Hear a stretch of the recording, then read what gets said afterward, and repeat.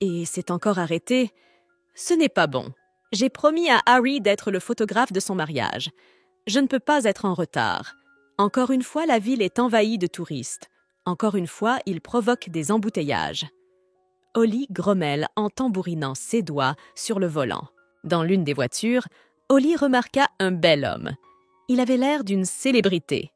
Il lui semblait même qu'il lui était familier, qu'elle l'avait déjà vu quelque part. Soudain, le conducteur d'une des voitures a décidé de faire une manœuvre risquée sur la route.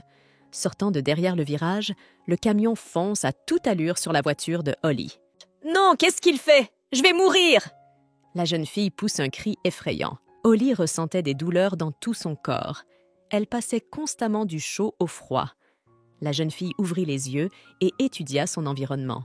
Holly se réveilla dans un endroit qu'elle ne connaissait pas. Le sol était recouvert de carreaux de marbre. Il y a des murs blancs partout. Se levant, la jeune fille se dépêche de trouver un moyen de sortir. En sortant de la chambre et en courant dans le couloir, Holly se rendit compte qu'elle se trouvait dans un hôpital. Des médecins faisaient passer un brancard devant elle à toute vitesse.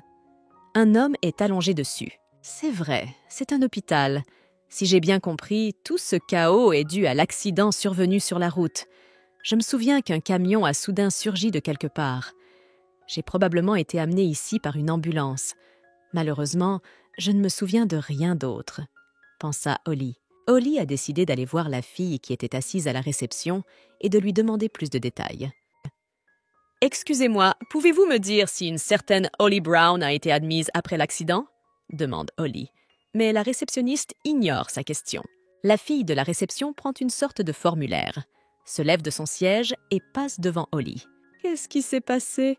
Qu'est-ce qui vient de se passer? C'est un rêve? Cela n'arrive pas dans la vraie vie, n'est-ce pas ?» marmonne Holly. Holly décide d'explorer l'hôpital pour voir ce qui s'est réellement passé. La jeune fille entra dans l'unité de soins intensifs. Là, les médecins luttaient pour la vie d'un homme. « Docteur, la pression veineuse centrale et la pression artérielle chutent. Elle est passée de l'état de choc au semi-coma. Je suggère de lui administrer une dose de charge. On suspecte également une attaque cérébrale. Il faut faire un scanner, » s'écrie l'un des médecins. Soudain, Holly se rend compte que les médecins se penchent sur son corps. Holly bondit hors de l'hôpital et se précipite vers le parking. Dans le couloir, la jeune fille croise l'homme qu'elle a vu un peu plus tôt dans la circulation avant l'accident. « Qui êtes-vous » demande la jeune fille en chuchotant. Holly aimait beaucoup prendre des photos. Le bruit de l'obturateur de l'appareil photo semblait magique pour la jeune fille. Quelqu'un avait dit un jour que c'était le moment exact où un instant de vie était préservé pour l'éternité. « Comment va Charlie ?»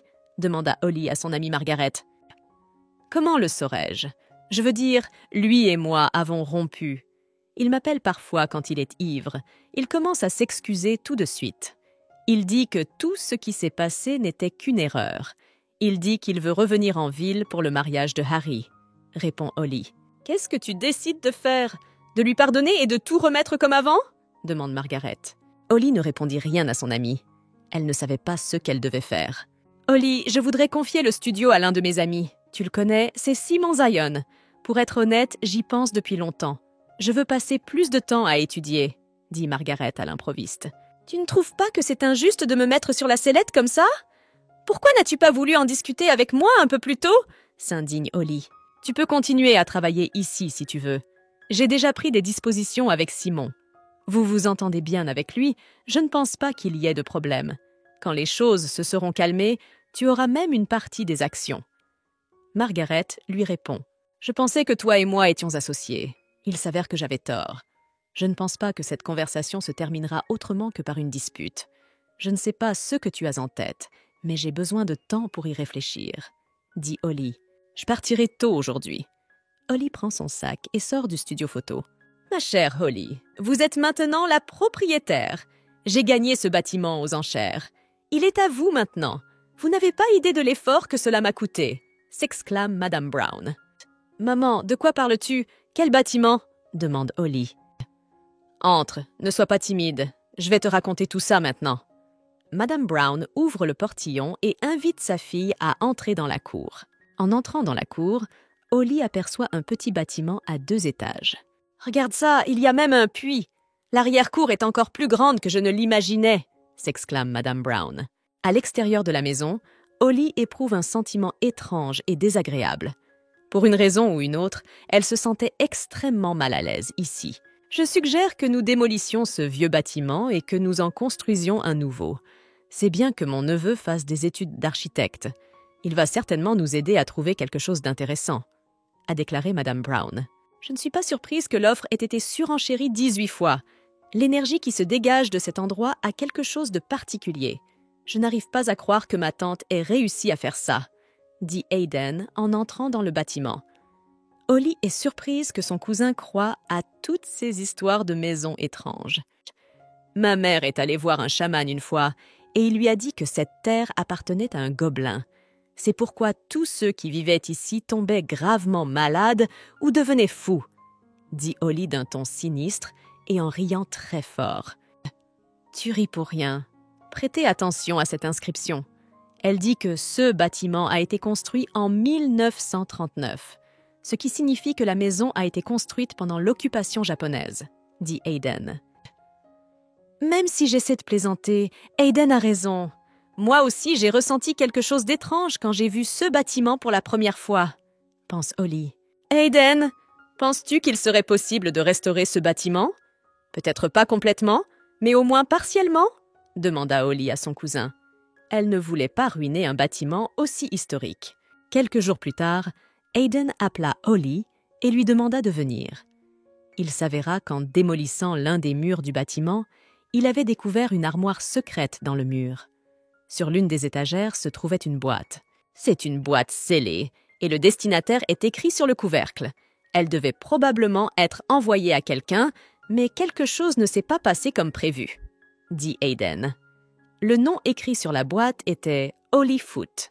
Holly prit un couteau de papeterie et ouvrit soigneusement la boîte. De la fumée s'échappe immédiatement de la boîte. Tu as vu ça? De la fumée est sortie de la boîte. Comment est-ce possible? Elle est là depuis des décennies, s'exclame Holly. Hayden s'empresse de rassurer la jeune fille. Il lui dit qu'elle se fait des idées. Dans la boîte, Holly trouve un appareil photo ancien et des dossiers. Il s'est avéré que le bâtiment était un studio de photographie français. Plusieurs photos de personnes différentes ont été trouvées dans la boîte. Holly était particulièrement intéressée par les photos d'une fille avec un chapeau et d'un bel homme. Holly a décidé de garder ces photos. Je me demande qui était cet homme. Il a des yeux très tristes sur la photo. Que s'est-il passé dans sa vie? Marmonne Holly. En regardant l'homme qui se tenait devant elle, Holly se souvint de l'avoir vu sur une photo qu'elle avait trouvée dans une boîte dans un studio photo français. Mais pourquoi était-il ici? Serait-ce un fantôme ou quelque chose comme ça? S'il vous plaît, épargnez-moi. Il est trop tôt pour que je meure. Holly hurle. Des larmes coulent sur ses joues. L'horreur de ce qui se passait lui apparut peu à peu. L'homme tendit la main et essuya les larmes de la jeune fille. « Tu es vivante, Dieu merci. » L'homme dit d'une voix calme. « Je suis désolé, bien sûr, mais je n'ai aucun souvenir de vous. »« Qui êtes-vous » demande Holly. « Je n'ai absolument aucun souvenir de mon nom. Quand j'ai ouvert les yeux, je t'ai vu. La seule chose dont je me souvienne, c'est que je t'ai vu dans un rêve. » Mais c'était loin d'être un rêve, marmonne l'homme. Holly lui expliqua qu'elle avait eu un accident de voiture et que son corps se trouvait aux soins intensifs, probablement en train de mourir. Soudain, l'une des infirmières s'est approchée de l'homme. « Si vous et moi avons eu un accident ensemble, que se passe-t-il maintenant? Que faisons-nous ici ?» L'homme demande pensivement. « J'ai déjà vu quelque chose comme ça dans des films. Des gens qui se transformaient en esprits avant de mourir et qui se promenaient dans l'hôpital, » dit Holly. Soudain, la jeune fille entendit quelqu'un l'appeler bruyamment par son nom. Elle se retourne et voit sa mère et son cousin Hayden. Holly commence à appeler sa mère, mais elle ne l'entend pas. « Docteur, comment va ma fille ?» demande Madame Brown. « Elle a besoin d'une intervention chirurgicale d'urgence. En plus de multiples fractures, elle a une rupture du cœur et de la rate, » répond le médecin. Cela faisait des heures que Madame Brown était assise à l'extérieur de la salle d'opération. Pendant tout ce temps, Holly avait observé sa mère. La jeune fille avait beaucoup de peine pour elle, mais elle ne pouvait rien faire pour l'aider. « Où étiez-vous pendant tout ce temps ?» Holly demande à l'homme qui s'approche d'elle. Il lui répondit qu'il était à la recherche de son corps. mais qu'il était introuvable. « Vous ne vous souvenez toujours de rien ?»« Non, je ne me souviens d'absolument rien, mais je suis fermement convaincu que je suis mort ou en train de mourir, » répond l'homme. Un chirurgien sort de la salle d'opération. Il dit à Madame Brown qu'ils ont réussi à recoudre les lacérations de la rate.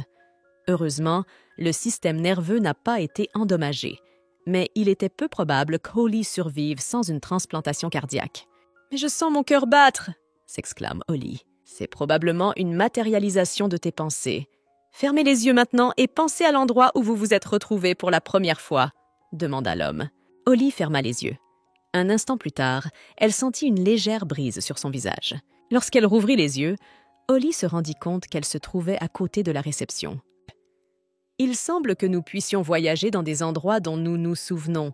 Je commence à penser que nous sommes une image résiduelle de notre conscience. Nous ne pouvons rien toucher.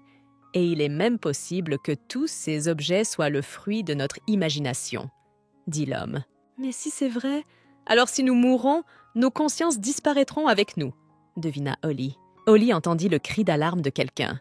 La jeune fille se retourna. « Charlie, qu'est-ce qui ne va pas? Ce n'est pas ma faute si Holly a eu un accident !» cria Margaret. « Je savais que ces deux-là se rencontraient derrière mon dos, » dit Holly d'une voix triste. La jeune fille se souvient que Charlie s'était excusé auprès d'elle, disant que sa tromperie était une simple erreur. À ce moment-là, la jeune fille ne savait pas avec qui son petit ami l'avait trompée. Aujourd'hui, tout est clair. Il sortait secrètement avec son ami. « Tu les connais? Ils ont l'air de te chercher. Est-ce qu'ils te connaissent ?» L'homme demande à Holly. « Oui, c'est mon ex-petite amie et ma meilleure amie. Mais elle fait probablement partie de la catégorie des ex aussi, » répond Holly. Holly décide de sortir. Il pleuvait une pluie morne, ce qui correspondait à son humeur. « Tu veux aller te promener sous la pluie? Peut-être que c'est notre dernière pluie. Que penses-tu de mon idée? » demande Holly à l'homme. « Pour être honnête, je n'aime pas me mouiller sous la pluie, » répondit l'homme. « Eh bien, il va falloir que vous le fassiez. » Holly s'exclame et entraîne l'homme sous la pluie. « Regarde ça, ça fait des minutes qu'on est sous la pluie, mais il n'y a aucune chance qu'on se mouille. C'est incroyable. Tu crois que ça fait aussi partie de notre conscience ?» L'homme a mis son visage face aux gouttes de pluie. Les gouttes, comme les gens, le traversaient. En regardant l'homme, Holly s'est dit que tout en lui était beau, même les doigts de ses mains. « Avez-vous déjà joué du piano ?» demanda Holly. « Peut-être, mais je ne m'en souviens pas. La seule chose dont je me souvienne, c'est d'un seul air, » répondit l'homme. « Et quel était cet air? Essaie de te rappeler où tu l'as entendu et avec qui tu l'écoutais, » demande Holly. « Comme l'air est assez romantique, je pense que je l'ai écouté avec une femme. Je me souviens de son sourire. Il était magnifique, » dit l'homme. « Tu te souviens de la femme ?» demanda Holly. « Allez, je plaisantais. Je ne me souviens de rien comme avant. Je ne me souviens d'aucune femme, mais je me souviens de la sérénade de Schubert. » L'homme sourit et répond. « Schubert était le favori de mon défunt père. Et pour être honnête, j'aime aussi ce compositeur. À propos, je tiens à vous avouer que je ne vous ai pas seulement vu sur l'autoroute. Ou plutôt, pas vous, mais une photo de vous. Holly à vous. Je suis photographe et j'ai trouvé votre photo dans mon studio par hasard. Je veux voir votre travail et ma photo. Montrez-les-moi, » demande l'homme. Holly se dirigea vers son studio. Elle conduisit l'homme vers une boîte qu'elle avait trouvée. C'est le premier appareil photo avec une minuterie. À une époque, elle coûtait autant que cette maison. Je travaillais ici. Je m'appelle Carlos Idi, dit l'homme en prenant la caméra. Je me suis souvenu de votre nom. Tu t'appelles Holly Foot. L'homme s'est approché de la jeune fille et l'a embrassée doucement sur les lèvres. Je le connais, ou plutôt, je l'ai connu. Il y a longtemps, dans une vie antérieure. Holly pensa un instant qu'elle avait déjà croisé la route de cet homme, et plus d'une fois. Il était comme un membre de sa famille. Holly Foot était une fille ordinaire, issue d'une famille ordinaire.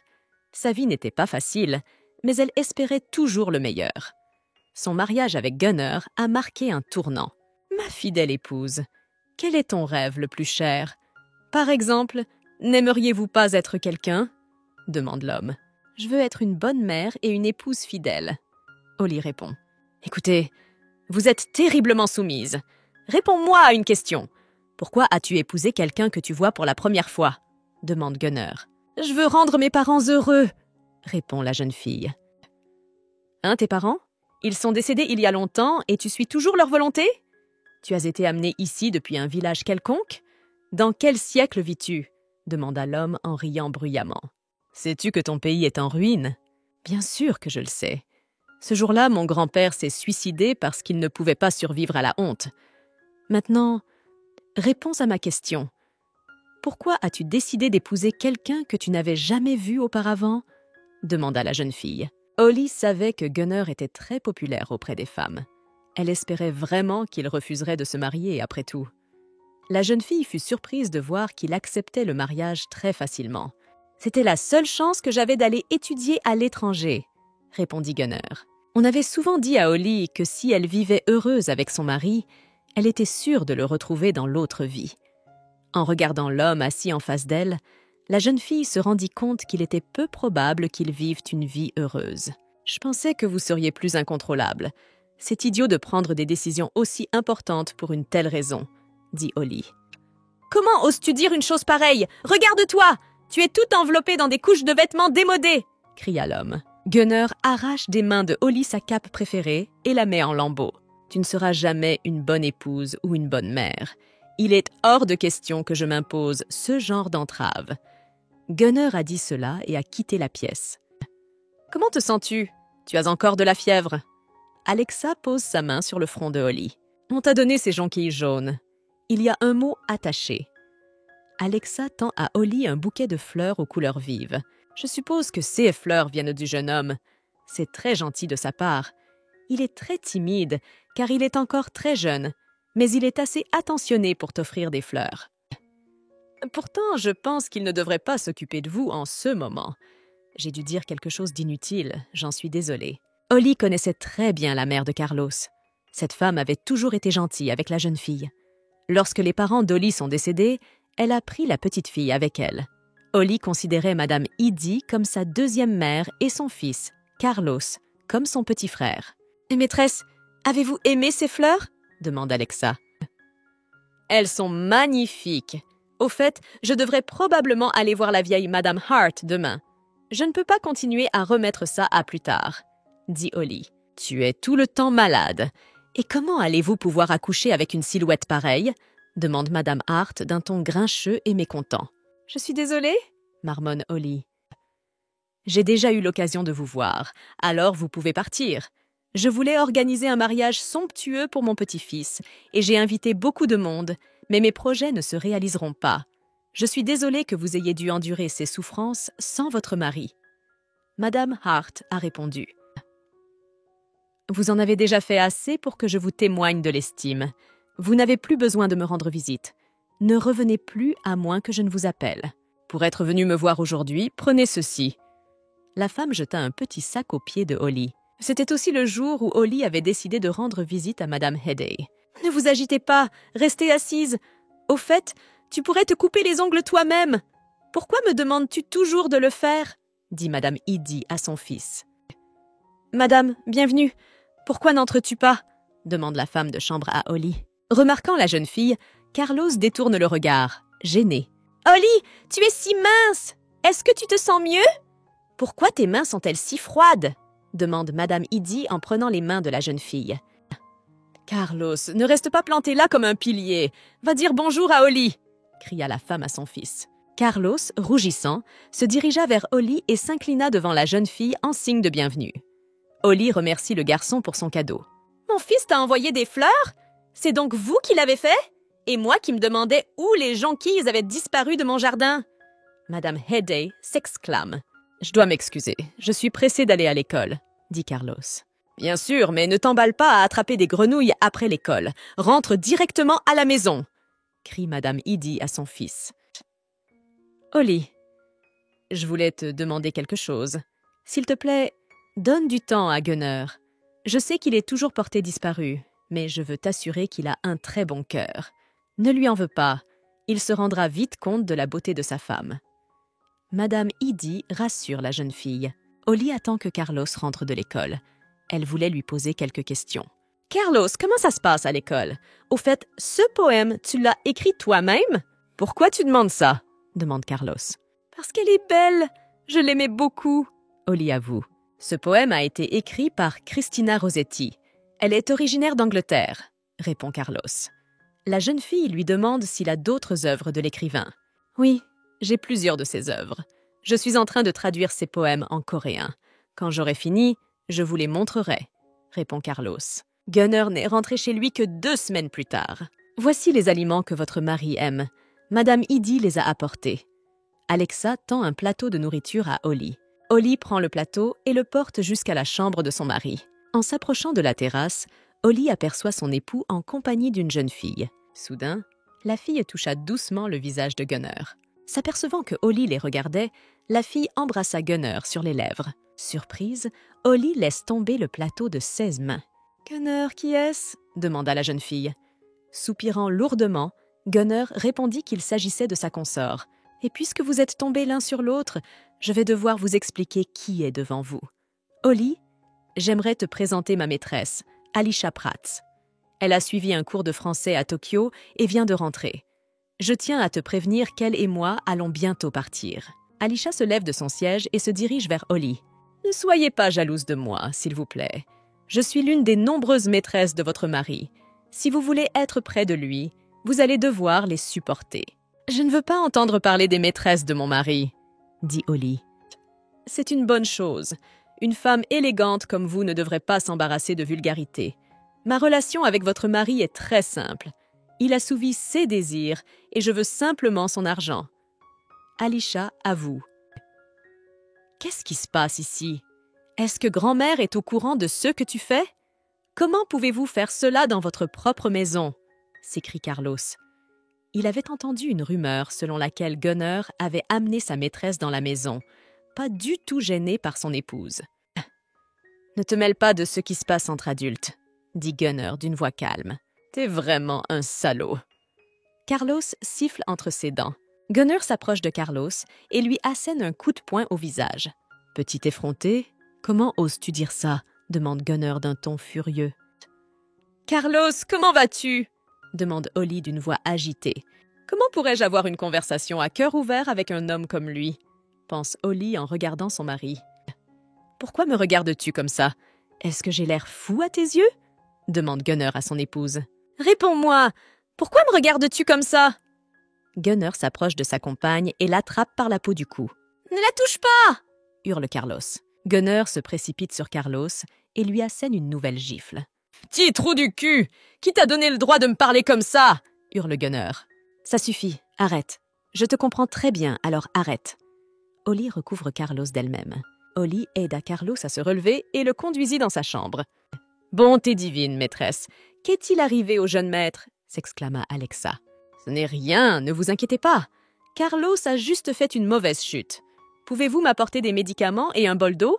demande Holly à la servante. « Carlos, tu n'aurais pas dû être si impoli avec ton grand frère après tout. » Holly commença à essuyer doucement les blessures sur le visage de Carlos. « Oh, il est horrible. Il mérite d'être traité comme ça, » répond Carlos. « Mais tu as été un peu insolent. Pourquoi t'es-tu lancé dans le business des adultes ?» demande la jeune fille. « Je ne suis pas si petit que ça. Je n'ai que 4 ans de moins que toi, » répond Carlos. « Mais ce n'est pas une question d'âge, n'est-ce pas? Je suis déjà mariée. Je suis donc considérée comme un adulte. »« Donne-moi tes mains, je vais soigner tes blessures, » demande Holly. Carlos tendit ses paumes blessées à la jeune fille. « Tu as de belles mains, finalement, » remarqua Holly. Embarrassé, Carlos retira ses mains. « Jeune maître, qu'est-ce qui ne va pas? Vous êtes tout rouge. Vous sentez-vous bien? Il doit être gêné d'avoir trébuché devant vous. » Alexa s'exclame en s'approchant. « Rien de tout ça, je suis juste blessée, » dit un Carlos rouge cramoisi. « Donnez-moi vos mains, je n'ai pas encore fini, » dit Holly. Après avoir soigné les blessures du bras de Carlos, Holly les a bandées avec un mouchoir qu'elle avait spécialement brodé pour Carlos. « J'allais te le donner un peu plus tard, mais c'est ainsi. J'espère qu'il te plaira, » dit la jeune fille. « Tu as brodé mon nom dessus ?» demande Carlos. « Oui, j'associe ton nom à la sérénité, » répond Holly. « Même si je suis née à une époque difficile, mon père a toujours voulu que je vive une vie calme et paisible. » raconte Carlos. « Je me souviens de ton père. Après la mort de mes parents, il m'a traitée comme sa propre fille.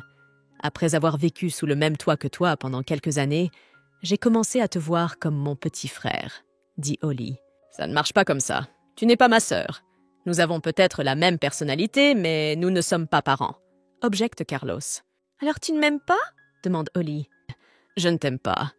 C'est juste que je ne veux pas que les gens pensent que toi et moi sommes de la même famille. On ne peut pas être frère et sœur avec toi, s'exclame Carlos. Ah, oui, j'ai compris. Je voulais juste me moquer de moi-même, dit la fille en riant aux éclats. Au fait, je suis venue ici pour une raison précise. J'ai traduit un autre poème de Rossetti. Je voulais te le lire. Carlos sort un morceau de papier plié de sa poche de poitrine. Le titre du poème est « Qui a vu le vent ?» Carlos dit et commence à lire le poème. C'est un beau poème, n'est-ce pas?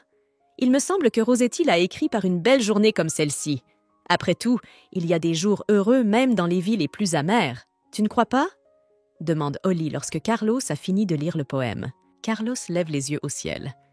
C'était une belle journée d'été. Le lendemain matin, en voyant son frère, Carlos s'est incliné devant lui. « Tu ferais mieux de ne pas t'attacher à cet endroit.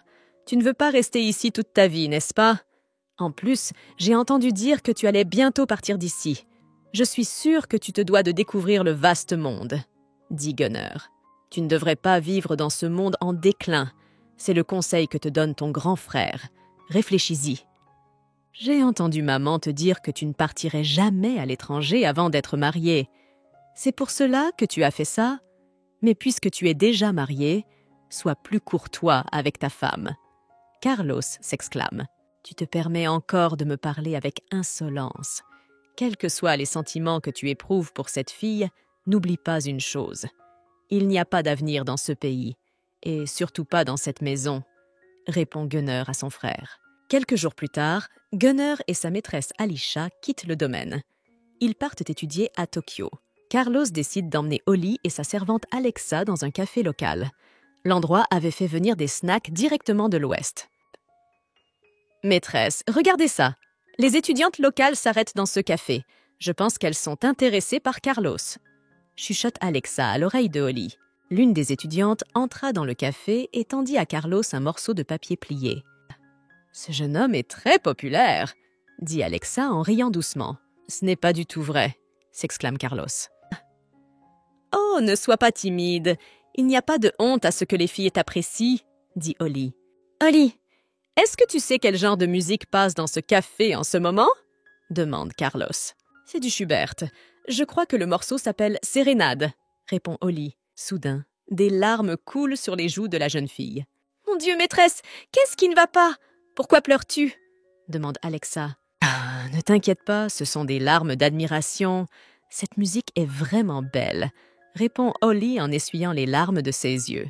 Carlos tend un mouchoir brodé à la jeune fille. « Holly, il y a un gramophone dans la maison d'hôte. Il y a des disques de valse, des disques de concert et même du Schubert. Tu peux écouter CS disques quand tu veux et autant que tu veux. Écoutons-les ensemble un jour, propose Holly. Je ne comprends pas pourquoi tu n'as pas fait de scène. J'ai entendu une rumeur sur la maîtresse que mon petit-fils a fait venir. Elle a eu le culot de venir dans la maison principale. Les jeunes sont très dissolus de nos jours, après tout. Madame Hart s'indigne.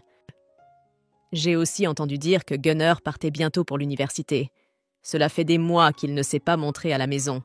Vous et sa mère êtes pareils, un corps mou, comme du tofu. Elle était trop gentille avec lui, c'est pour ça qu'il est devenu si insolent. Je ne pense pas que Madame Headey soit à blâmer pour quoi que ce soit. Faire entrer une maîtresse dans la maison était la décision de Gunner après tout. Holly objecte. Tu as peut-être raison. Le problème est toujours que les hommes aiment profiter de la gentillesse d'une femme. Il demande de l'argent tous les 3 jours. Je lui ai déjà envoyé tellement d'argent que je pourrais créer un petit village avec. Grommelle Madame Hart. Si sa mère ne m'avait pas supplié, je l'aurais renié depuis longtemps. À propos, j'ai aussi entendu une rumeur selon laquelle Carlos et toi êtes allés en ville avant-hier. C'est vrai? Oui, nous nous sommes promenés un peu en ville et nous nous sommes arrêtés dans un petit café. Il y avait de délicieux gâteaux. Nous avons aussi vu des feux d'artifice. Tu sais qu'il est comme un petit frère pour moi. Il a le même bon cœur que sa mère, répond Holly. C'est pour ça que je m'inquiète pour lui. Il est trop gentil et veut toujours aider les autres. Il est idéaliste et veut faire de notre ville un endroit meilleur. De plus, Je tiens à vous avertir que vous avez pris un fardeau trop lourd. Madame Hart a répondu. Si vous parlez de mon travail, vous n'avez pas à vous inquiéter, je l'aime bien. Je me détends quand je classe les livres. Holly a répondu en souriant. Tu es un enfant étrange. Il donne des maux de tête à tout le monde et tu aimes ça. Ce n'est pas étonnant, puisque ta famille a élevé un pasteur à une époque. Au fait, n'es-tu pas curieuse de savoir d'où me vient cette fortune? Demande Madame Hart. Vous avez déjà remarqué qu'il est assez grand. Elle vous permet même de couvrir les dépenses excessives de Gunner. Comment pensez-vous que nous avons pu gagner autant d'argent en ces temps difficiles? Je vais vous répondre.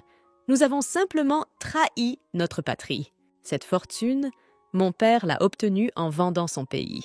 C'est pourquoi je veux que tu t'occupes des finances. Tu es très loyal et responsable. Tu ne trahirais personne. Un serviteur excité fait irruption dans la pièce. Il annonce qu'une lettre urgente est arrivée de Tokyo. « Qu'est-ce qui s'est déjà passé? Tu sais que je n'y croirai pas une seconde fois. Si Gunner me demande encore de l'argent, je le lui refuse. » s'exclame Madame Hart. « Il y a un télégramme d'Alisha Prats. Elle demande que quelqu'un soit envoyé d'urgence à Tokyo. Gunner est gravement malade. » Raconte le domestique. « Je vous prie de ne pas m'appeler Hollyfoot, » demande la jeune fille à l'homme qui se tient en face d'elle. « Je m'appelle Holly Brown. Et vous, qu'êtes-vous? Êtes-vous un fantôme? Ou êtes-vous la mort elle-même sous les traits d'un homme? Je m'appelle Carlos Idi. Vous vous appelez Hollyfoot. Après votre mariage, vous êtes devenu Holly Idi. » L'homme explique. « Ce n'est pas possible. Les registres à côté de la caméra disent que Carlos Idi est né en 1913. Il est déjà mort. Vous êtes son fantôme? Demande Holly. En entrant dans la cour du domaine, Carlos annonça d'une voix triste à sa famille que son frère Gunner Idi était mort. Madame Hart s'évanouit. Carlos observe les gestes de Holly. Elle a pris la nouvelle de la mort de son mari plutôt calmement. La jeune fille semblait être assez forte. Je me demande à quoi elle pense en ce moment. Pourquoi ne pleure-t-elle pas? Les sentiments que j'éprouve pour elle sont immoraux. Depuis quand ai-je commencé à regarder dans sa direction? Depuis quand suis-je jaloux de mon propre frère? Portant un plateau de thé, Holly chancelle soudain. Carlos se précipite vers elle et la prend sous les bras pour qu'elle ne tombe pas. Carlos lui demande comment elle se sent. « Je vais bien, merci pour ton aide. J'ai juste eu le vertige, c'est tout. C'est gênant pour vous de me voir comme ça, » dit Holly. « Tu retournes dans ta ville natale? J'ai entendu maman et grand-mère parler par hasard. Elles veulent te renvoyer dans ta famille. Tu vas y aller ou tu vas insister pour rester ici? » demande Carlos. « Tu veux que je reste ici? » demande Holly. « Cela n'a rien à voir avec ce que je veux, » répond Carlos. « Tu as raison, ça n'a rien à voir avec toi, » dit Holly. Carlos prend le plateau de thé des mains de Holly et le porte à sa mère et à sa grand-mère. Quelques jours plus tard, l'état de Madame Hart s'est aggravé. Les médecins affirment qu'il ne lui reste que quelques jours à vivre. « Maman, d'abord Gunner et maintenant toi. Qu'allons-nous faire maintenant ?» En pleurant à chaudes larmes, Madame Idi a marmonné. Le lendemain, Madame Idi invite Holly dans son bureau. « Ma mère, après la mort de Gunner, a suggéré que nous fassions un autre mariage. Elle voulait aussi te renvoyer dans ta ville natale, » dit Madame Idi. En passant devant la porte entr'ouverte du bureau, Carlos entendit les mots de sa mère. « Je ne peux pas te garder près de moi pour toujours. Tu n'as que 22 ans. Tu dois construire une nouvelle famille. Tu ne peux pas rester veuve toute ta vie. Tu dois penser à un nouveau mariage maintenant. Tu sais combien c'est difficile pour une femme seule. » « Je ne me suis pas mariée parce que j'avais une mère malade et des enfants. Je ne veux pas que tu vives la même chose. Et je ne te garderai pas à mes côtés à cause de mon égoïsme. Nous voulons te marier à un médecin d'un village voisin. » Ce médecin est un homme honnête. Sa femme est morte d'une maladie récemment. Heureusement, il n'a pas encore d'enfant. Le seul inconvénient, c'est qu'il est beaucoup plus âgé que toi. « Holly, sors dans la cour une minute. J'ai quelque chose à te dire !» s'exclame Carlos en faisant irruption dans le bureau de sa mère. Holly savait que le sujet du mariage de Carlos avait également été abordé récemment. Mais il l'avait tellement détesté qu'il en avait été scandalisé. Il était même furieux que ses beaux-parents cherchent une épouse depuis un certain temps déjà. « Carlos, que veux-tu me dire ?» demande Holly. « Ne pars pas, fuyons d'ici avec toi dans un endroit très éloigné. Je dois être fou, n'est-ce pas ?» Carlos voulait dire mais il n'en avait pas le courage. Mes ongles ont beaucoup repoussé. Ma mère a beaucoup vieilli ces dernières années. Elle a commencé à se couper la peau au lieu de se couper les ongles, dit Carlos. Et c'est pour cela que tu as fait irruption dans le bureau de ta mère avec un air si troublé? Je pensais que tu étais un adulte et tu es toujours un enfant, dit Holly en riant aux éclats. Bien sûr que je vais te couper les ongles. Assieds-toi, je vais chercher le matériel de manucure tout de suite. Je ne cesserai jamais d'envier tes longs et beaux doigts. Mais Carlos, combien de temps vas-tu demander à ta mère de te couper les ongles? Tu es un adulte. J'ai même entendu dire que tu allais bientôt te marier. Est-ce que tu vas demander à ta femme de le faire plus tard? Je crois que je suis en train de perdre la tête à cause de toi, Holly. Carlos s'est lancé à l'improviste. Non, je ne veux pas entendre ça. Demande à ta mère de t'arracher les ongles et de ne plus jamais venir dans la maison principale. Demande Holly et part en courant dans sa chambre. Le jeune monsieur Carlos n'est pas venu ici depuis des jours. Je me demande ce qu'il a bien pu faire, dit Alexa pensivement. Il doit être en train d'étudier pour ses examens d'entrée. Il n'a pas le temps de venir nous rendre visite, dit Holly. J'ai entendu dire qu'il étudiait depuis très longtemps pour entrer à l'université locale, mais qu'il a brusquement changé d'avis. Il veut aller à l'étranger. Il y a une rumeur qui dit qu'il va étudier en France. Je me demande si c'est loin d'ici, demande Alexa. En faisant le tour du jardin, Holly tombe sur Carlos. « Holly, que fais-tu ici ?» demande Carlos. « Je sais très bien que Gunner est ton demi-frère. Vous avez le même père, mais des mères différentes. On m'a aussi dit que sa défunte mère vivait là quelque part. Parfois, j'ai l'impression que la cause de son anxiété est tout simplement la peur, » dit Holly. Tout le monde sait que la mère de Gunner est devenue folle et s'est pendue dans sa propre chambre. Je pense que Gunner avait peur de devenir fou, alors il était constamment à la recherche de lui-même, voyageant à travers le monde. « Pourquoi es-tu venu ici ?» demande Carlos. « C'est calme ici, alors quand je suis anxieux, je viens ici. »« Et pourquoi es-tu ici à une heure aussi matinale ?» demande Holly. « Je viens ici quand je veux faire le point. » En ce moment, je ne sais pas ce que je veux vraiment. Le fait d'être ici me fait prendre conscience de ce que je désire vraiment. J'espère que cette fois encore, je trouverai les réponses à toutes les questions que je me pose, répond Carlos. Et quand cela s'est-il produit? À quel moment a-t-il commencé à me regarder avec des yeux d'homme? Se dit Holly. La jeune fille se retourna et s'éloigna précipitamment. Elle avait peur que Carlos recommence à lui avouer ses sentiments. Soudain, Holly trébuche sur un rocher et tombe par terre. « Je dois voir ce qui est arrivé à ton pied. » Carlos enlève délicatement la chaussure du pied de la jeune fille. Carlos trouva enfin son corps. Plusieurs personnes sont rassemblées autour de son lit. Un homme âgé demande au médecin « Quel est le pire scénario ?» Celui-ci lui répond que la mort cérébrale est possible. Il y a de fortes chances qu'il passe le reste de sa vie dans un état végétatif. « Beck, chérie !» La femme âgée s'exclame et pleure amèrement. « Je me suis souvenue. Dans cette vie, je m'appelle Baek Danam. Je suis l'héritière de la société Yuuzhan. 6 personnes âgées étaient mes parents. » Carlos se dit « J'ai vérifié, tu t'appelles vraiment Holly Brown et je suis Beck Dunham. » Carlos dit à la jeune fille « Je suis heureux que tes souvenirs te reviennent enfin. » Mais pourquoi prétends-tu toujours être Carlos Eddy? As-tu un dédoublement de personnalité? Ou as-tu les souvenirs de 2 personnes? Demande Holly.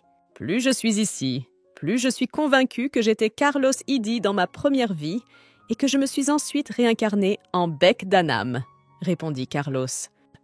As-tu la moindre idée de ce dont tu parles en ce moment et de la façon dont tu le fais sonner dans ma tête? S'exclame Holly. Je me souviens parfaitement de ma première vie. Je sais pertinemment que tu étais l'épouse de mon frère aîné. Mais tout a commencé quand je t'ai vue en rêve. Tu marchais dans un champ et tu me tournais toujours le dos. Tu ne te retournais pas, même si je t'appelais. Raconte Carlos. J'ai rêvé de toi pendant 3 mois. Je te voyais presque toutes les nuits.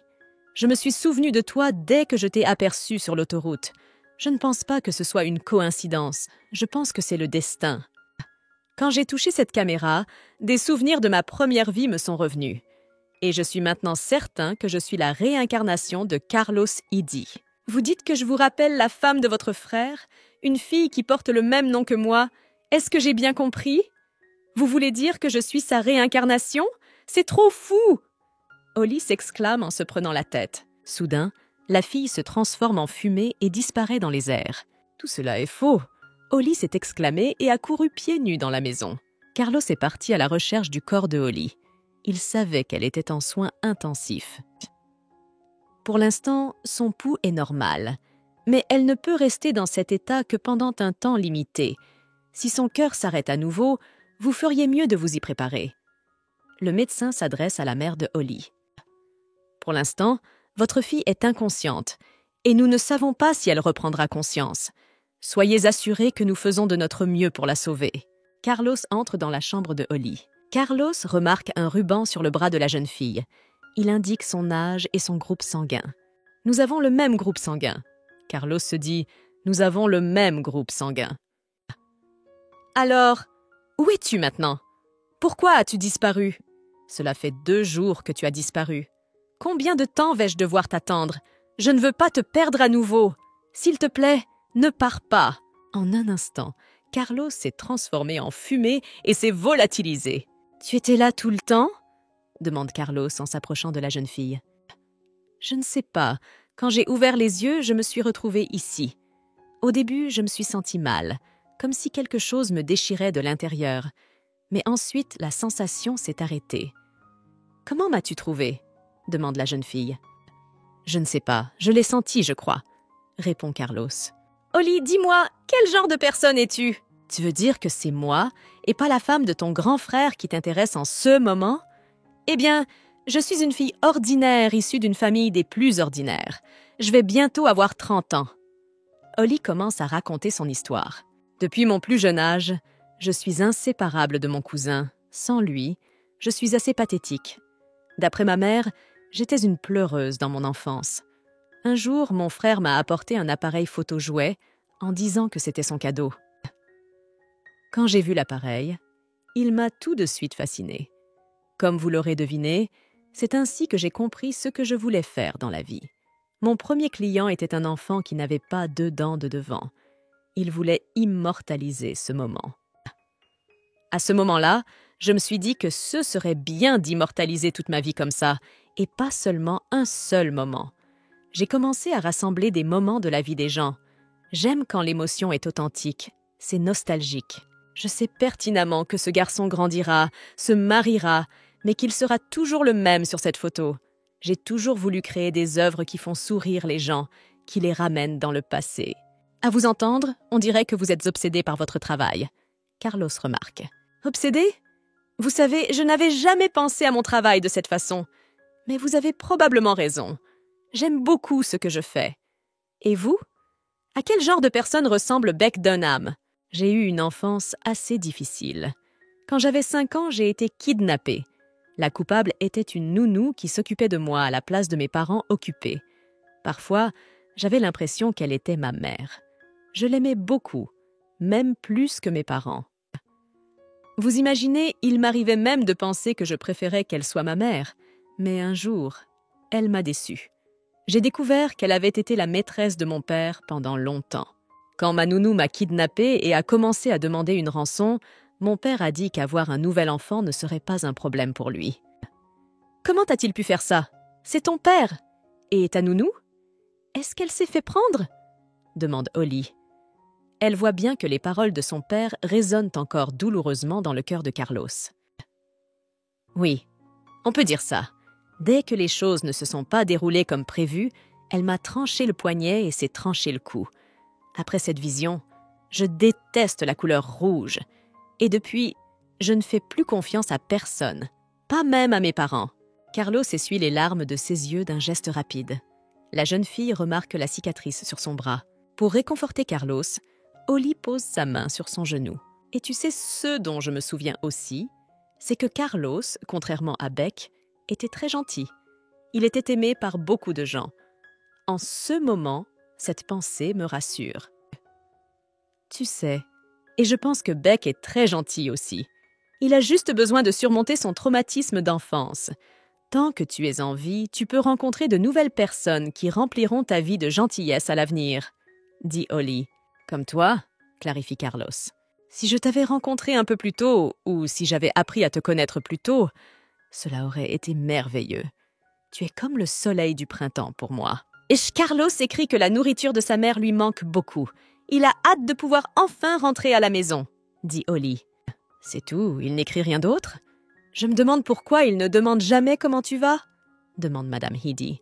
Pourquoi se souviendrait-il de moi quand il est en France?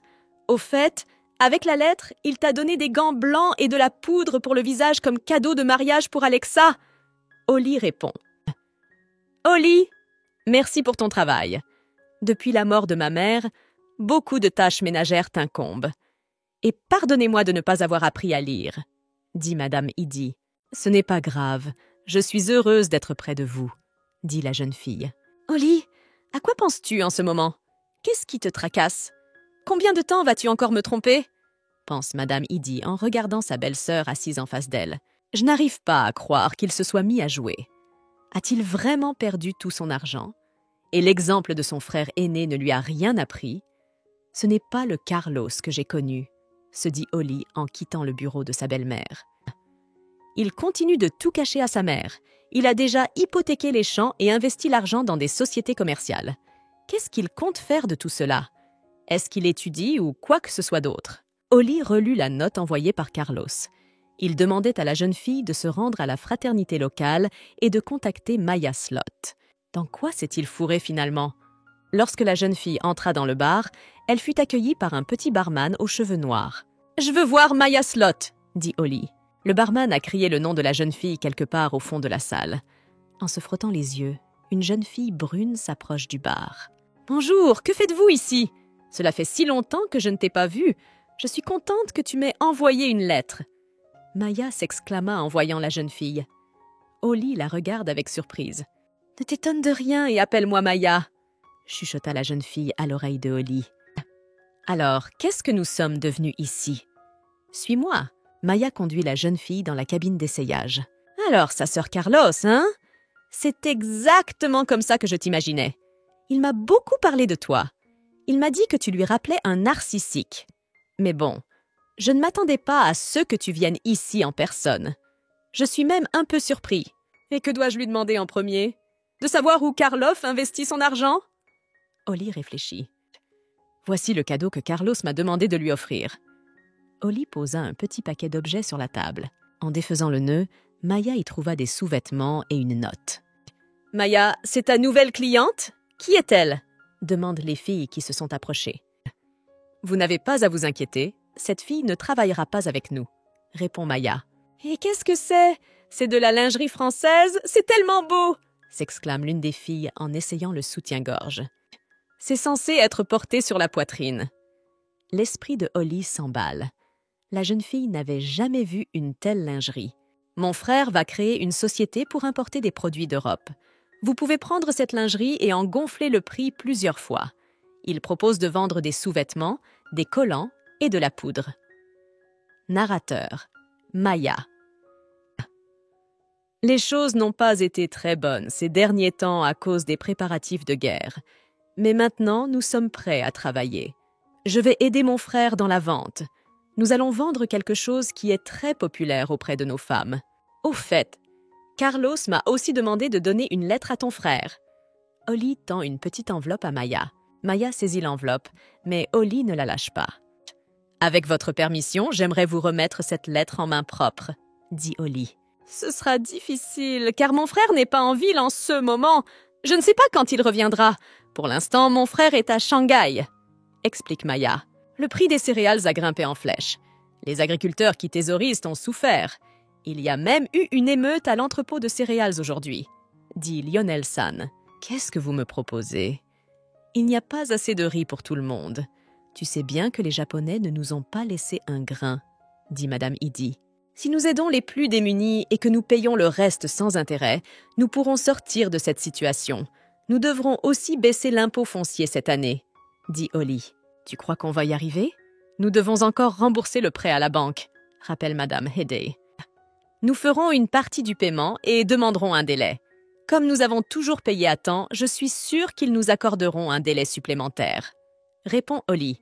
Alexa entra dans la pièce et annonça bruyamment que le général du bureau de police était entré. « Et pourquoi un policier est-il venu nous voir ?» se demande Madame Heady. « Il parlait très vite, je n'ai rien compris. La seule chose qui m'est apparue clairement, c'est qu'il était japonais. Je l'ai escorté jusqu'à la maison d'hôte. Il vous y attend. Alexa répond. « Je vais aller voir ce qu'il nous veut, » dit Holly en se levant de son siège. « Mais c'est un homme. Tu ne peux pas rester seul avec lui. En plus, c'est un japonais. Tu sais qu'il vaut mieux ne pas les fréquenter. Ils nous ont apporté beaucoup d'ennuis. » Madame Eddy s'exclame. « Alors je vais aller le voir avec Monsieur Lionel. Je m'excuse de venir vous voir à l'improviste. Je suis le chef du bureau de police des affaires étrangères. Je m'appelle Goichiro. » Le policier se présente. « Et qu'est-ce qui vous amène ici ?» demanda Holly. « Vous savez, j'aime bien votre ville et votre domaine. Il y a une sorte d'air spécial ici. La ville est remplie de belles maisons, de poteries, de thé, de gens. D'ailleurs, les gens d'ici sont particulièrement beaux, » répond le policier. « Mais vous n'êtes pas venu ici pour nous faire des compliments. Dites-nous pourquoi vous êtes ici, » demande Holly. « Eh bien, puisque vous insistez, je vais aller droit au but. Pouvez-vous me dire où se trouve Monsieur Carlos Eddy ?» demande le policier. « Il suit actuellement une formation en France, » répond Holly. « Ah, la France, un pays extraordinaire.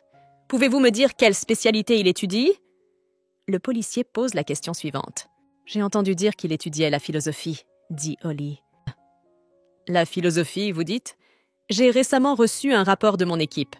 Il s'avère que Carlos a été repéré à Shanghai en compagnie de personnes que mon département recherche. Savez-vous quelque chose à ce sujet ? Demande le policier. Ce n'est pas possible. Nous sommes fermement convaincus que Carlos est en France, objecta Holly. Eh bien, si vous le dites, il doit s'agir de quelqu'un qui lui ressemble beaucoup. Ce doit être quelqu'un qui lui ressemble beaucoup. Et s'il vous plaît, répondez à une autre question. Depuis combien de temps est-il à l'étranger ? 5 ou 6 ans ? Demande le policier. D'accord, je ne vous tourmenterai plus avec mes questions. Je reviendrai vous voir une autre fois. Et ce serait bien si, la prochaine fois, vous pouviez prendre une tasse de thé. Alors à plus tard. Au revoir. Monsieur Lionel, pouvez-vous nous dire de quel type d'arme à feu il s'agit ?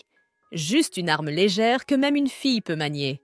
Ce serait bien si c'était un petit pistolet que l'on puisse facilement dissimuler. Le petit Noël s'est levé et a commencé à observer sans relâche ceux qui l'entouraient. « Je n'aurais jamais cru que mon fils serait aussi curieux !»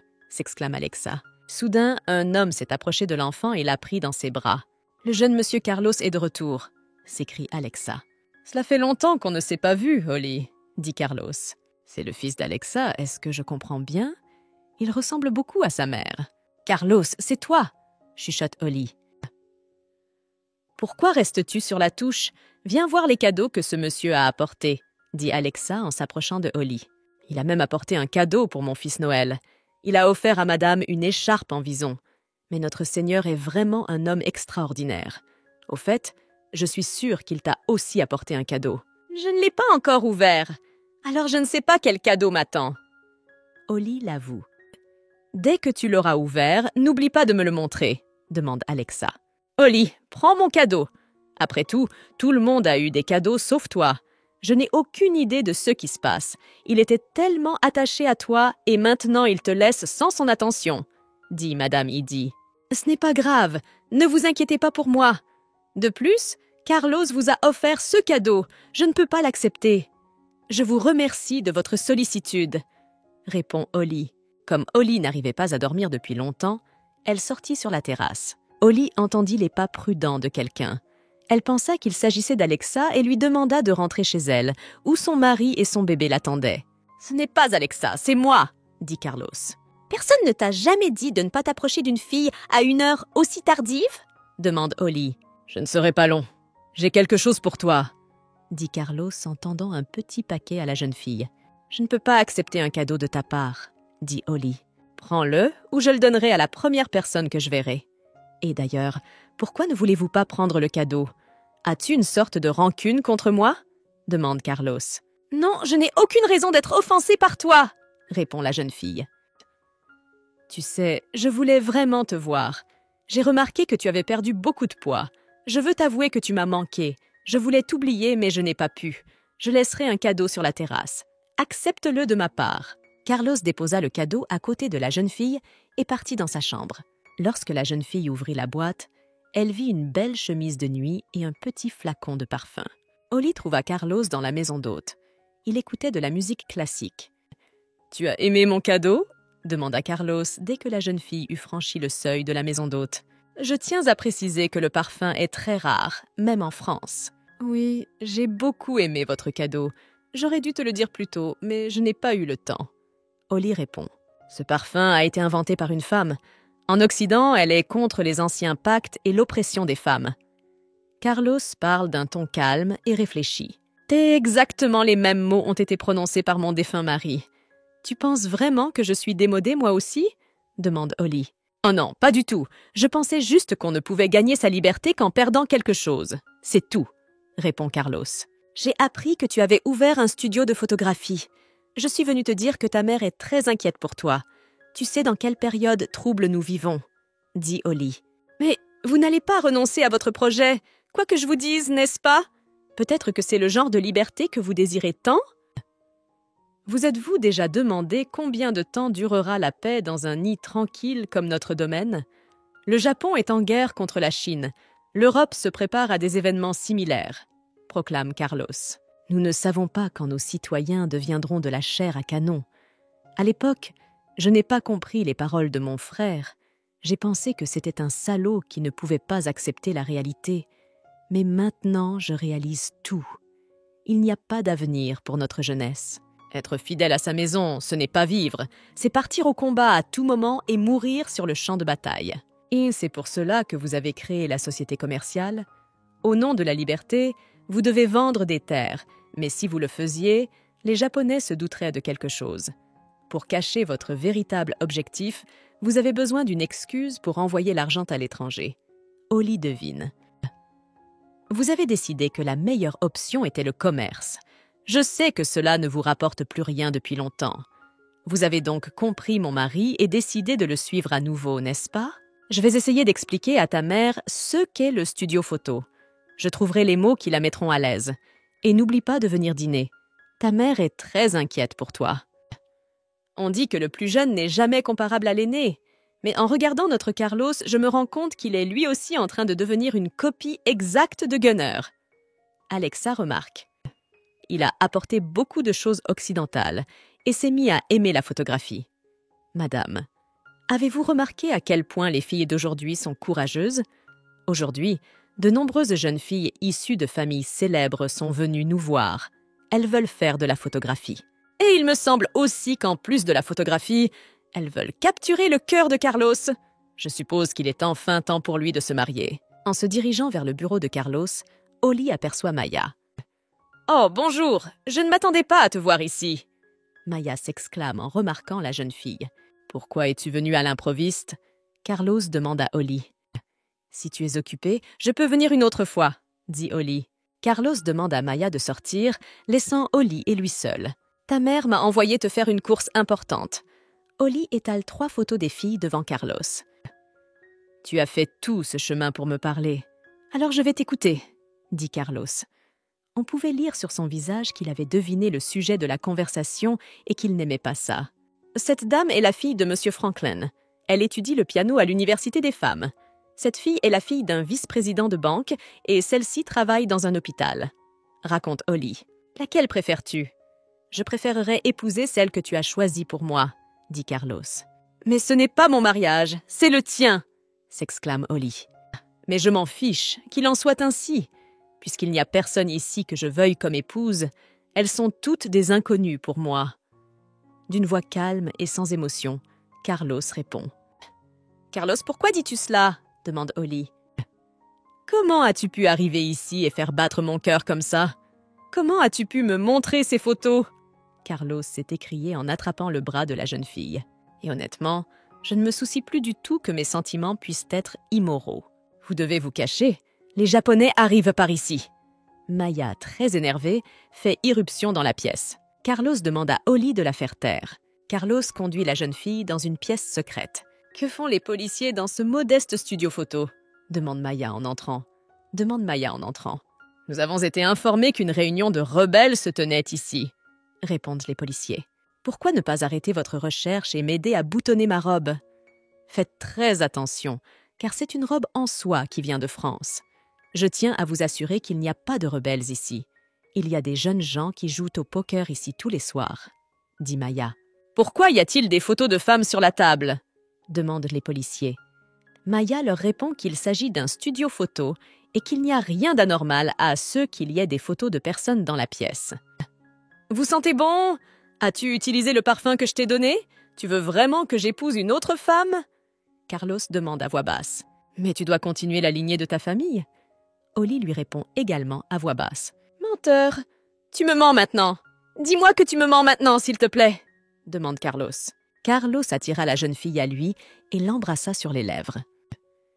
Tu portes le parfum que je t'ai donné. Tu me regardes avec un regard très doux, et pourtant tu m'as montré des photos d'autres femmes. Tu es cruelle, chuchote Carlos. Maîtresse Holly ne va pas bien. Elle ne mange rien et pleure toutes les nuits. Elle est devenue comme ça après avoir visité votre studio de photographie. Sais-tu ce qui s'est passé? Demande Alexa à Carlos. Après les paroles d'Alexa, Carlos décide d'aller voir comment va sa mère. Je ne vais pas te demander de rentrer à la maison tous les jours. Je veux juste te demander de te rappeler de bien manger. Madame Eddy s'adresse à son fils. Carlos voyait bien que sa mère était de plus en plus faible. Cela lui fendait le cœur. Elle veut que je vive une vie normale, en protégeant ceux que nous avons. Elle veut aussi que je vive en paix avec les gens que j'aime, se dit Carlos.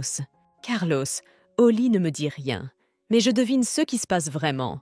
Je suis peut-être ignorante de m'immiscer dans ta vie, mais j'espère que tu prendras le chemin de la moindre résistance, dit Madame Headey. J'espère qu'un jour tu te marieras avec une belle fille et que tu auras un enfant. Maman, je suis désolée, mais je ne peux pas te dire que je ferai exactement ce que tu me demandes. Carlos se tourne mentalement vers sa mère. Il ne voulait pas lui dire la vérité pour ne pas la contrarier inutilement. Oui, je sais que tu ne veux pas entendre cela. Tu es à l'aise dans un monde comme celui-ci. Cela peut paraître humiliant, mais c'est la volonté de ta mère. Madame Eddy a poursuivi en disant « C'est la volonté de ta mère ». Carlos s'est approché de la chambre de Holly et l'a appelée par son nom à voix basse. La jeune fille lui demande de partir, de ne pas la déranger inutilement. « Je suis venue te voir pour savoir comment tu te sentais. Je voudrais un mois, non, au moins pour une semaine ou un jour, être votre homme. Si ce que je ressens est immoral et vicieux, alors j'accepterai volontiers la punition. » D'une voix calme, Carlos dit « J'ai l'intention d'être puni en même temps que toi. J'ai l'intention d'être puni avec toi. Je n'attends pas grand-chose de toi. T'avoir à mes côtés sera déjà suffisant. Alors, s'il te plaît, guéris vite. » Carlos laissa un bouquet de fleurs et des gants bordeaux en cuir souple devant la chambre de la jeune fille. Le cœur lourd, il retourna à son studio photo. « Maîtresse Holly, allons-y vite! Il paraît que la plus célèbre des courtisanes vient aujourd'hui. J'ai entendu dire qu'ils organisaient une séance photo où elle portera une robe de France. Où pourriez-vous voir un tel spectacle? » Alexa s'exclame et entraîne Holly vers le studio photo. « Maîtresse, allez-y. Je vais faire un petit tour chez le médecin et je reviens. » Holly se dirigea vers le bâtiment du studio photo français. Elle se sentait mal à l'aise en entrant. « Carlos, il y a une fille qui se tient devant la porte. Je pense que c'est ta belle-sœur, » dit Jay. « Il fait chaud dehors aujourd'hui. Alors tu ferais mieux de rentrer, » dit Carlos en s'approchant de la fille. Holly acquiesce en silence et entre dans le studio photo. « Où est passée Samantha? Nous ne pourrons pas prendre de photos si nous continuons comme ça. » Malheureusement, cette robe était plus petite que nous le pensions. Alors nous allons devoir trouver un autre modèle, grommelle Maya en regardant la robe rouge. Et où allons-nous trouver un autre mannequin dans un délai aussi court? Tout cela me fait tourner la tête. J'espère que je ne vous dérange pas. C'est Carlos qui m'a amené ici, s'exclame Holly. Ne vous inquiétez pas, je vais l'emmener dans l'autre pièce maintenant, dit Carlos. Attends, tu n'as pas besoin de l'emmener quelque part. Je viens d'avoir une idée. Demandons à ta belle-sœur d'être notre modèle, dit Maya avec un sourire en coin.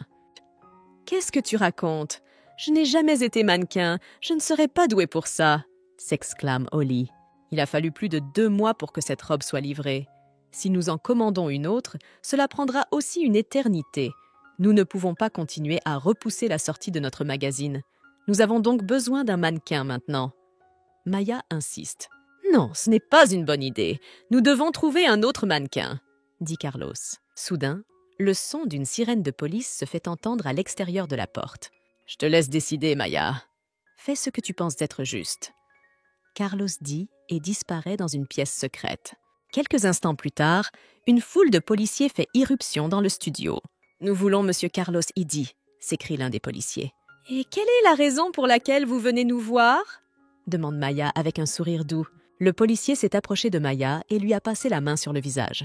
Holly se couvrit la bouche avec ses mains pour ne pas crier. « Prouvez-le !» ordonna le policier. Après quelques minutes de recherche, les policiers trouvèrent la pièce secrète où Carlos se cachait. Heureusement, la pièce était vide. Holly regarda avec étonnement la pièce vide. Où était passé Carlos? Maya regarde les policiers avec un petit rire. Elle savait qu'ils ne trouveraient pas Carlos même s'ils le voulaient vraiment. Un studio de photos français? Une séance photo pour un magazine? Vous croyez qu'on va gober une telle farce? Dites à Monsieur Eddy que nous ne manquerons pas de le prendre en flagrant délit, cria le policier. 1 mois s'écoula après cet incident, mais Carlos ne revint jamais. Il a disparu dans une direction inconnue. Qu'est-il arrivé au studio photo? Holly demande à Alexa. La jeune fille lui dit que tous les employés du studio s'étaient dispersés et cachés. On continuait d'accuser l'endroit d'être une base rebelle. J'ai entendu dire que dès qu'ils seront pris, qu'ils aient des preuves ou non, ils seront envoyés directement en prison, dit Alexa. Comme Holly n'arrivait pas à dormir pendant des jours, elle alla dans le jardin pour se calmer. Derrière elle, Holly entend la voix calme de Carlos. L'homme a appelé la fille par son nom. Holly a couru vers Carlos et l'a embrassé sur les lèvres. « Fuyons d'ici », suggéra Carlos à la jeune fille. « Tu m'as dit que tu voulais vivre un seul jour comme mon homme. Je le veux aussi. Ne serait-ce que pour une nuit, je ne veux être la belle-fille ou la veuve de personne. Je veux juste être libre, Holly. À tes côtés, » murmure la jeune fille. « C'est un nouveau train qui t'emmènera là où tu veux aller.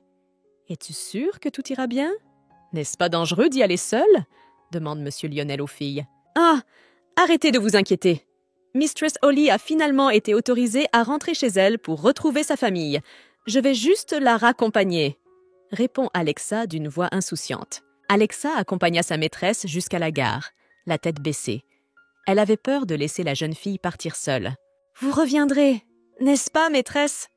demanda Alexa qui était restée silencieuse jusqu'alors. « Comment pourrais-je partir et ne pas revenir alors que ma mère malade m'attend à la maison?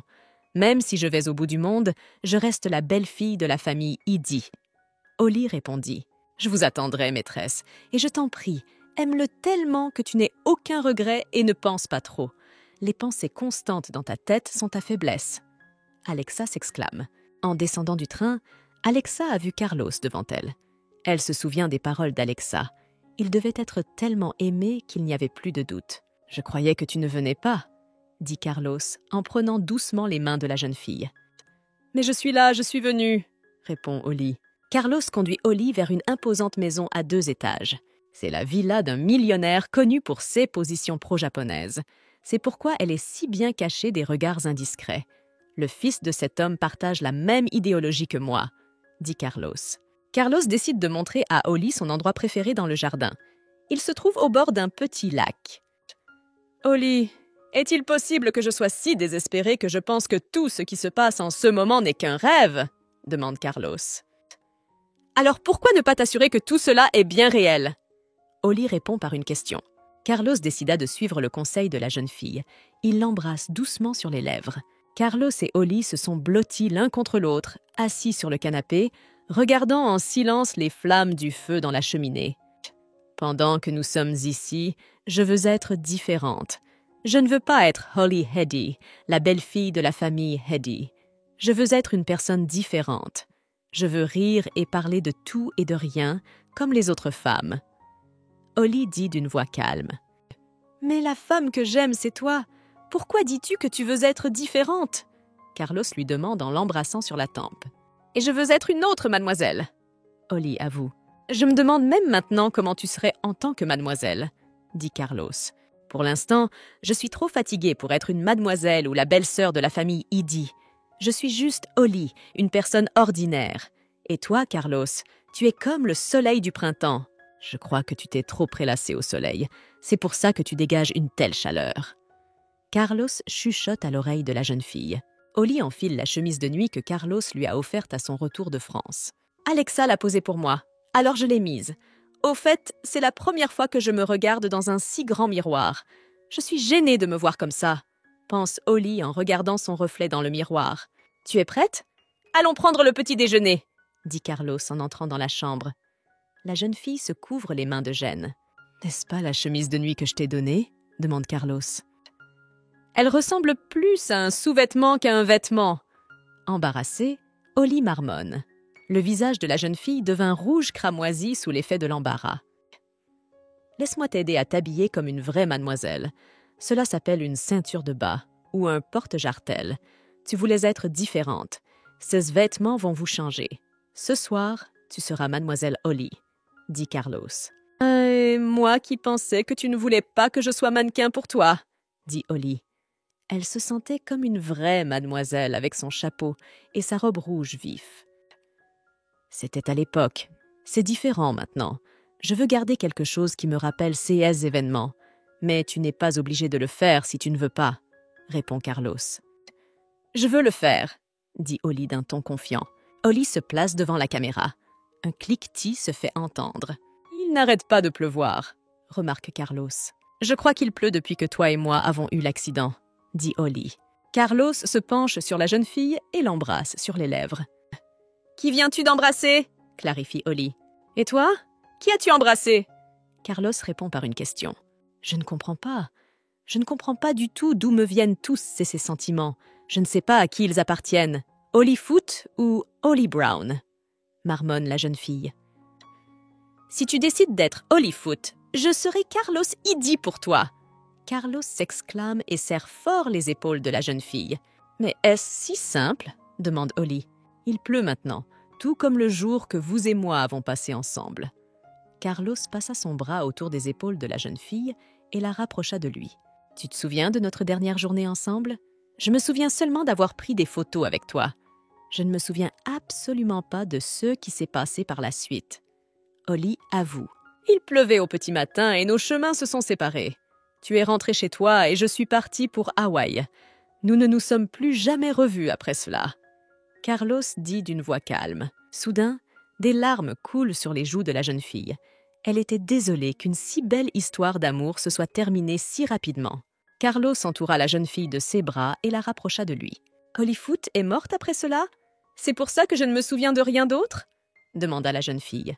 « Oui, elle est morte dans un accident, » répondit Carlos. « Ce n'est pas juste. Je suis née à nouveau pour être tuée à nouveau dans un accident. Je me demande pourquoi cela m'arrive à moi ?» s'exclame Holly. Soudain, Holly a l'impression que l'homme assis en face d'elle est sur le point de disparaître. « Non, je vous en supplie, ne partez pas! Ne disparais pas! Ne me laisse pas seule !»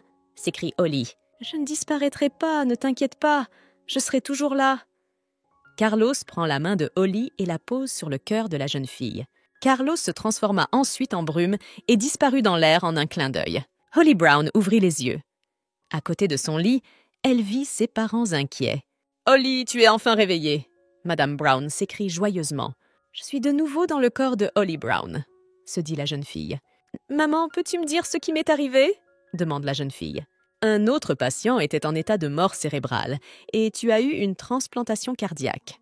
Madame Brown a répondu. « Il y avait beaucoup de monde dans la file d'attente. Tu n'aurais peut-être pas eu ce cœur. Mais comme ton père a été lui-même donneur, tu étais prioritaire. Alors tu as été choisi. » Aiden explique.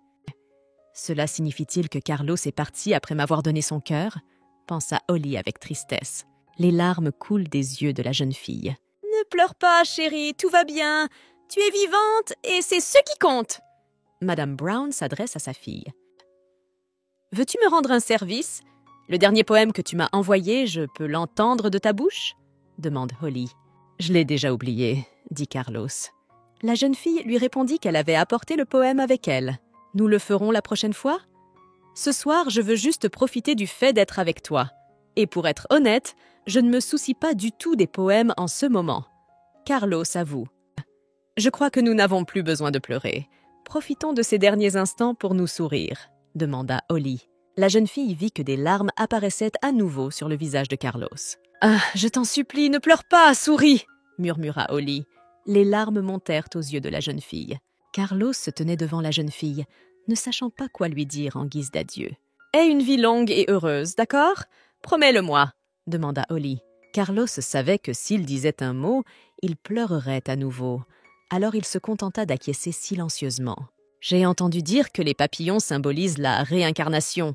Nous te reverrons, c'est certain, je te le promets. » Holly tendit à Carlos un mouchoir blanc sur lequel était brodé un papillon en fil d'or. « Comment s'est passé le voyage? Tes parents sont-ils en bonne santé ?» demande Madame Eddy. « Oui, » Holly répondit brièvement. « Tout ce qui n'est pas fait est pour le mieux. Je suis contente que Carlos soit enfin parti. J'avais peur que s'il restait ici, il finisse comme son frère. Je suis contente qu'il ait décidé de continuer à étudier. » s'exclame Madame Eddy. Holly devine que Madame Eddy est au courant de sa relation avec Carlos, mais qu'elle ne veut pas en parler. « Madame Eddy, un problème est survenu. Carlos a été arrêté. C'est ce qu'a crié Monsieur Lionel, qui a fait irruption dans le bureau. Madame Eddy s'est pris la tête et s'est évanouie. « Comment ça s'est passé ?» demande Holly à Monsieur Lionel. « Ils étaient revenus du poste de police il y a quelques minutes. On nous a dit qu'aucune visite n'était autorisée. Il est coupable de faits d'une particulière gravité. » dit l'avocat qui se tient à côté de Monsieur Lionel.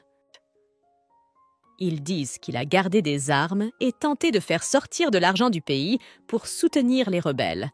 Ils affirment également que son journal sur les idées des rebelles est une trahison de l'État, a déclaré Monsieur Lionel. C'est tout à fait inattendu d'affirmer une telle chose. C'est l'accusation universelle préférée des Japonais.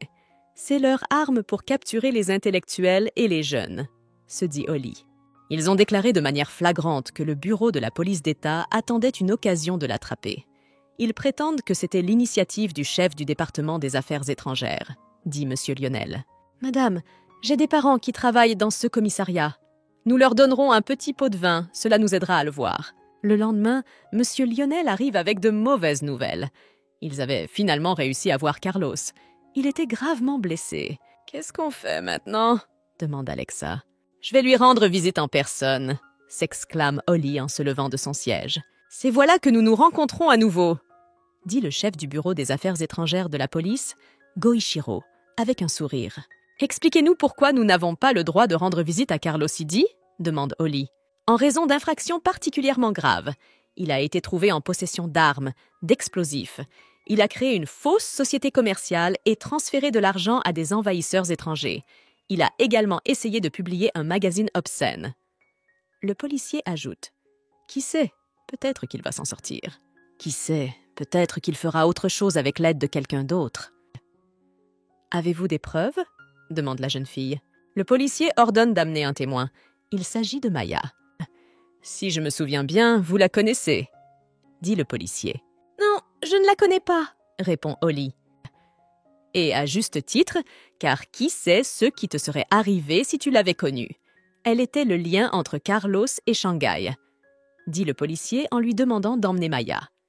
Il demande également à Lionel de partir. Il voulait parler seul à seul avec Holly. « La fille que vous avez vue s'appelle Maya. Elle a tout avoué. Et même si tu trouves le meilleur avocat, Carlos, devant moi, ne verra que la lumière au bout du tunnel. » chuchote le policier à l'oreille de Holly. « Une fois que le procès aura commencé, Carlos sera hors de ma portée, et je ne peux rien y faire. »« Qu'est-ce que vous voulez ?» demande Holly. Le policier se penche sur la jeune fille et lui murmure à nouveau quelque chose à l'oreille. « Comment oses-tu » s'écrie Holly en rougissant. « Je ne veux rien, je souhaite seulement le bien-être de l'Empire japonais, » dit le policier en souriant d'un air sanguinaire. « Enterrons-la même si son fils n'est pas présent. Comment cela est-il possible ? Ni le bureau ni le commissariat n'ont levé le petit doigt. » Alexa est indignée. Holly avait essayé de soudoyer le chef du bureau de la police pour les affaires étrangères, Goichiro, avec l'aide d'autres personnes, mais il avait seulement insisté pour qu'elle communique avec lui personnellement.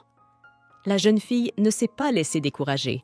Elle a décidé d'aller jusqu'au bout. « Nous ne paierons plus la dette à la banque, » dit Holly d'un ton ferme et confiant. « Que voulez-vous dire par là ?» précise M. Lionel. « Nous avons obtenu beaucoup plus que la garantie donnée. Ce n'est donc pas une grosse perte. Donnez une partie des terres à des proches, vendez le reste et achetez de l'or. Tout ce qui n'a pas été donné en garantie est réparti équitablement entre les fermiers, ordonna Holly. S'il vous plaît, faites-le rapidement et discrètement. Il nous reste trop peu de temps. Je comprends parfaitement pourquoi vous faites cela, et je pense que Madame Eddy serait d'accord avec vous.